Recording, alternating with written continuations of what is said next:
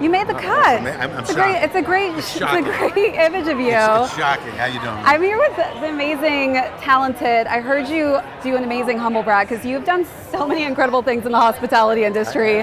Did you know before jumping on the Nobu project that it was going to be successful, and why? So I'd opened a couple restaurants before Nobu. Robert De Niro went to my 3-star restaurant, Montrachet, in 1986. And then he said he had a friend named Nobu. We talked about doing another restaurant.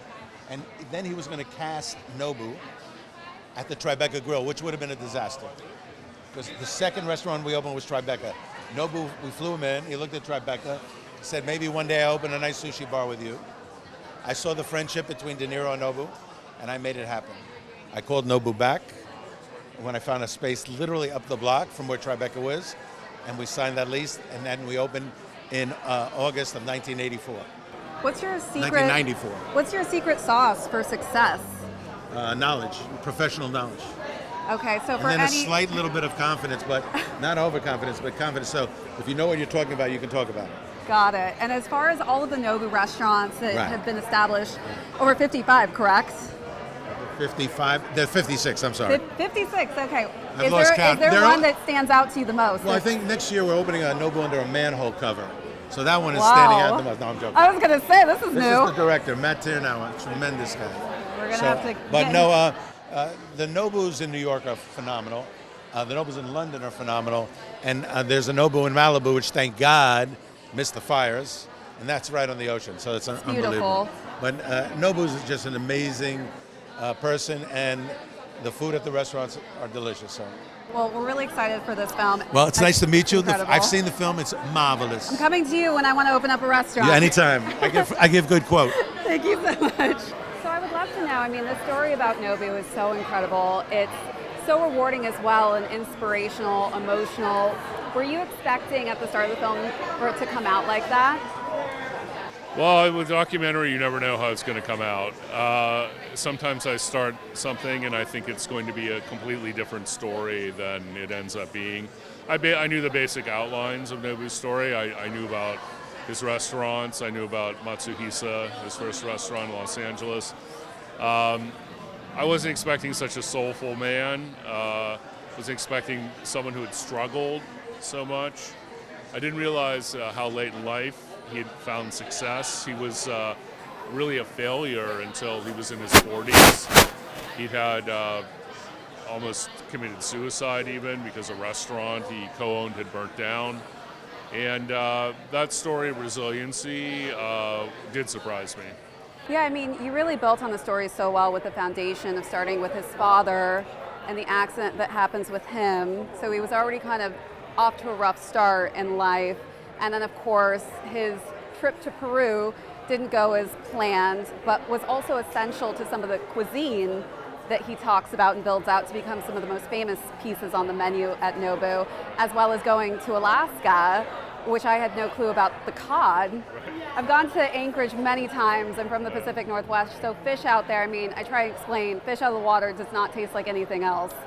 And so I feel like all of those interesting pieces really added up to making him into what he is today. How did you decide going about filming those pieces and elements? Well, the trip to Peru, which was a really residency in Peru, he moved there from Tokyo, shaped him. I mean, Peruvian cuisine and the spice and chilies and all these ingredients that he discovered there.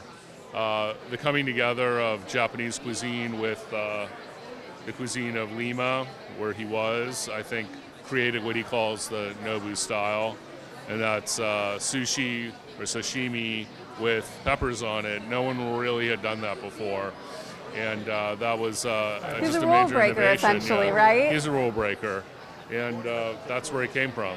So that was essential to include. Alaska, he had opened a restaurant there which burnt down. He didn't have an insurance policy, and he was ruined. And he contemplated suicide at that time. So when you're making a movie, you need what sometimes is called the dark night of the soul. I mean, that was rock bottom for him, and he bounced back. And that story is just essential to making Nobu who he is today. So those two sojourns, if you will, those two places in his life were very important. One of the most sentimental parts about the documentary for me was when he actually goes back to visit his best friend's graveyard for the first time. Yeah. Were you expecting this to actually happen, or how did that work out to where you were able to film that moment? He invited me to go. It's incredibly emotional. I was surprised he invited me to go. It's a very private moment. He's at the grave of his friend he'd never been before. He was mourning the loss of his closest friend, and he broke down. I'm not surprised he did, but it was a very private moment, but we did manage to get on camera, and it was concerning because I didn't want to be invasive, but he did invite us. He was not performing. I think he wanted us to come to make sure that he went, because he was afraid to go, and I think that making an appointment with me to meet him there, albeit with cameras, he felt was essential, and he thanked me at the end. He didn't need to, but he thanked me for, in essence, making him show up at this very difficult place for him. Is there one thing that you learned about Nobu that you never knew about him before? I assumed he would be disciplined. I'm very impressed with his discipline and his kindness, professionalism. And I didn't fully understand how he innovated, frankly. And I think now the world can see where the famous Nobu and his style came from. Well, thank you so much for shining this light on Nobu. I'm so excited for everyone to see this documentary.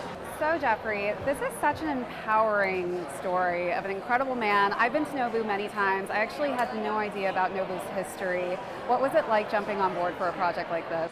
Well, it's very exciting, and like you, I knew the famous Nobu. I knew the very successful Nobu, and that alone was an attractive basis on which to get involved with the movie.